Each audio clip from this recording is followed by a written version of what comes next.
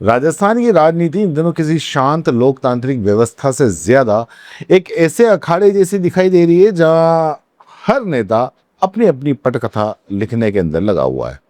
कोई खुद को जनता का मसीहा साबित करना चाहता है, कोई भ्रष्टाचार के खिलाफ योद्धा बनकर उभरना चाहता है, तो कोई भविष्य की सत्ता की बिसात बिछाने में जुटा हुआ है। और इस पूरे घटनाक्रम के बीच में सबसे बड़ा फैसला अगर आया है तो वो है राजस्थान की एसआई भर्ती परीक्षा रद्द हो चुकी है। यह सिर्फ एक परीक्षा रद्द नहीं हुई है, ये उस सिस्टम पर तमाचा है जिसने लाखों युवाओं के सपनों को पेपर लीक इंडस्ट्रीज के हवाले कर दिया था। सालों से राजस्थान में भर्ती परीक्षाएं मजाक बन चुकी थी। पेपर लीक होना अब ब्रेकिंग न्यूज नहीं बल्कि एक रूटीन अपडेट लगने लगा था। एक न्यू नॉर्मल हो चुका था कि जिससे कोई किसी को फर्क ही नहीं पड़ता। हर परीक्षा के बाद में वही सवाल, पेपर आउट हुआ क्या, कौन मंत्री जुड़ा हुआ है, कौन अधिकारी बच जाएगा, कौन बलि का बकरा बनेगा। लेकिन इस बार मामला थोड़ा सा अलग था, क्योंकि इस आंदोलन में सिर्फ बेरोजगार नहीं थे बल्कि जनता का गुस्सा भी शामिल था। एसआई भर्ती परीक्षा को लेकर लंबे समय से आवाज उठ रही थी। हजारों युवाओं ने सड़कों पर संघर्ष किया, धरने हुए, कोर्ट गए, सोशल मीडिया पर अभियान चला और आखिरकार सरकार को झुकना ही पड़ा। राजस्थान लोक सेवा आयोग ने परीक्षा रद्द कर दी। अब सवाल यह नहीं कि परीक्षा रद्द हुई या नहीं, सवाल यह है कि आखिर इतने सालों बाद क्यों हुई। अगर सिस्टम ईमानदार था तो पहले जांच क्यों नहीं हुई, अगर भ्रष्टाचार साफ दिख रहा था तो नियुक्तियां क्यों नहीं दी गई, और अगर सब कुछ गलत था तो फिर इतने समय तक सरकारें चुप क्यों थी। असलियत यही है कि भर्ती घोटाला सिर्फ प्रशासनिक विफलता नहीं होता, ये राजनीतिक संरक्षण के बिना संभव ही नहीं है। राजस्थान में युवाओं का सबसे बड़ा दर्द यही है कि मेहनत करने वाला बच्चा लाइब्रेरी में रातें काटता है और सिस्टम में बैठे कुछ लोग पैसों के दम पर नौकरी बेच देते हैं। और यही वजह है कि इस फैसले के बाद में हर तरफ खुशी है तो दूसरी तरफ गुस्सा भी है। खुशी इसलिए कि लड़ाई रंग लाई और गुस्सा इसलिए कि न्याय बहुत देर से मिला। इस पूरे मामले में सबसे दिलचस्प किरदार रहे हनुमान बेनीवाल और किरोड़ी लाल मीणा। दोनों ने अलग अलग तरीके से सरकार पर दबाव बनाया। बेनीवाल सड़क पर आंदोलन करते रहे जबकि किरोड़ी लाल मीणा सरकार में रहते हुए अपनी ही सरकार को घेरते नजर आए। यह राजस्थान की राजनीति का सबसे अजीब लेकिन दिलचस्प दृश्य था। मंत्री भी सरकार के खिलाफ लड़ रहा था। लेकिन यहां एक और बात समझनी जरूरी है, परीक्षा रद्द होना अंत नहीं है, असल लड़ाई अब शुरू होती है। क्योंकि असली सवाल है कि दोषी कौन। क्या सिर्फ पेपर खरीदने वाले छात्र ही दोषी हैं या फिर वो अधिकारी भी जिन्होंने भर्ती प्रक्रिया को खोखला बनाया। क्या सिर्फ दलाल जेल जाएंगे या उन नेताओं तक भी जांच पहुंचेगी जिनकी राजनीतिक छत्र छाया में ये पूरा के पूरा खेल चलता रहा। यही आकर राजनीति अचानक धीमी पड़ जाती है। जांच की बातें होती हैं, एसआईटी बनती है, बयान आते हैं, लेकिन जैसे ही बड़े नाम सामने आने लगते हैं पूरा सिस्टम ब्रेक लगा देता है। और यही वजह है कि जनता को डर है कि कहीं एसआई भर्ती भी उन मामलों की तरह फाइलों में दफन न हो जाए जिसमें शुरुआत बहुत तेज हुई थी लेकिन अंत जांच जारी है पर खत्म हो गया। राजस्थान की राजनीति में इस वक्त दूसरा जो सबसे बड़ा विस्फोटक जो मामला है वो है जल जीवन मिशन घोटाला और महेश जोशी की गिरफ्तारी। यह मामला सिर्फ भ्रष्टाचार का नहीं है बल्कि कांग्रेस की नैतिक विश्वसनीयता का भी टेस्ट बन चुका है।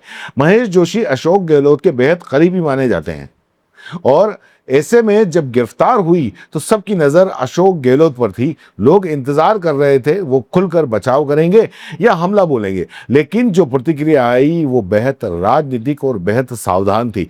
उन्होंने सीधे ये नहीं कहा कि महेश जोशी निर्दोष हैं, उन्होंने सिर्फ प्रक्रिया पर सवाल उठाए। यानी संदेश साफ था, मैं दूरी बनाकर चल रहा हूं। ये वही राजनीति है जिसने नेता व्यक्ति से ज्यादा खुद को बचाने की कोशिश करता है। गहलोत जानते हैं कि अगर मामला और गहराया तो उंगलियां सिर्फ मंत्री तक सीमित नहीं रहेंगी, इसलिए भाषा भी संतुलित रखी गई और भाव भी। लेकिन जतना जनता जो है ना वो इतनी भोली नहीं है। लोग समझ रहे हैं कि अगर हजारों करोड़ों के टेंडरों में गड़बड़ी हुई तो सिर्फ एक आदमी जिम्मेदार नहीं होता। इतने बड़े खेल में हमेशा एक पूरा के पूरा नेटवर्क काम करता है। अधिकारी, ठेकेदार, राजनीतिक संरक्षण और सिस्टम की चुप्पी। और यही वजह है कि राजस्थान में भ्रष्टाचार सिर्फ मुद्दा नहीं रहा, ये चुनावी हथियार बन चुका है और भाजपा इसे पूरी ताकत से इस्तेमाल कर रही है। मुख्यमंत्री भजनलाल शर्मा इन दिनों बिल्कुल नए अंदाज में, एक अलग ही अंदाज के अंदर दिखाई दे रहे हैं। रात्रि चौपाल, मौके पर फैसले, तुरंत आदेश, पूरी कोशिश यही है कि जनता के बीच में एक्शन वाले मुख्यमंत्री की छवि बनाई जाए। ये राजनीति का पुराना लेकिन असरदार फॉर्मूला है। जनता को लगता है कि नेता सुन रहा है, भले सिस्टम धीमा हो, लेकिन अगर मुख्यमंत्री सामने खड़ा दिख जाए तो लोगों को उम्मीद मिलती है। लेकिन यहां भी असली सवाल यही है कि क्या ये स्थायी सुधार है या सिर्फ कैमरे वालों का प्रशासन है। क्योंकि अगर हर समस्या मुख्यमंत्री को खुद हल करनी पड़े तो फिर नीचे का पूरा प्रशासन आखिर क्या कर रहा है।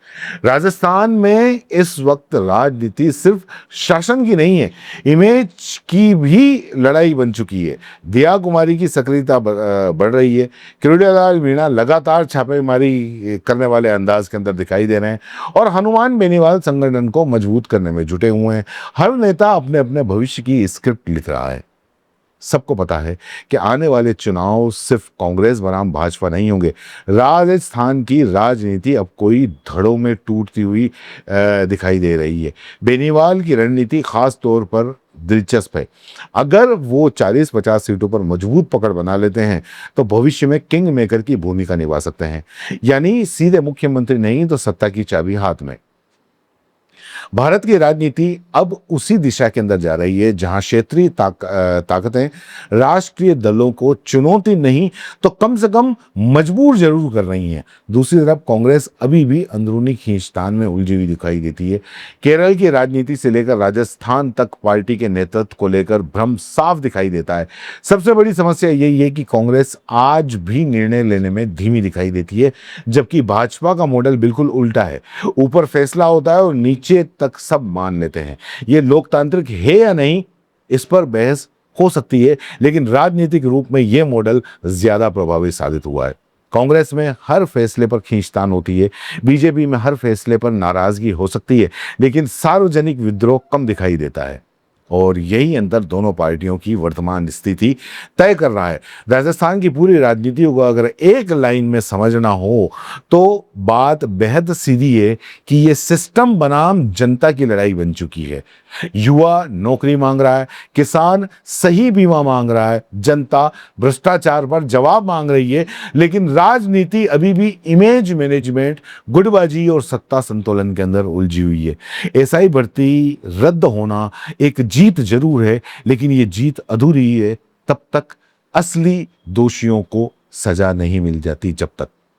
वरना होगा वही जो हमेशा होता है, कुछ छोटे लोग गिरफ्तार होंगे, कुछ अधिकारी सस्पेंड हो गए, कुछ बयान आएंगे और फिर नया पेपर, नया घोटाला और नया आंदोलन। राजस्थान का युवा सिर्फ आश्वासन नहीं चाहता, उसे सिस्टम में भरोसा चाहिए, क्योंकि जिस राज्य में मेहनत करने वाला छात्र खुद को ठगा हुआ महसूस करने लगे, वहां सबसे बड़ा संकट बेरोजगारी नहीं बल्कि भरोसे का टूटना होता है। और जब जनता का भरोसा टूटता है तब राजनीति चाहे जितनी इवेंट कर ले, जितनी चौपाल लगा ले, जितने कैमरे चला ले, अंदर का गुस्सा खत्म नहीं होता। राजस्थान फिलहाल उसी दौर से गुजर रहा है। आपका क्या सोचना है नीचे कमेंट बॉक्स में जरूर लिखें।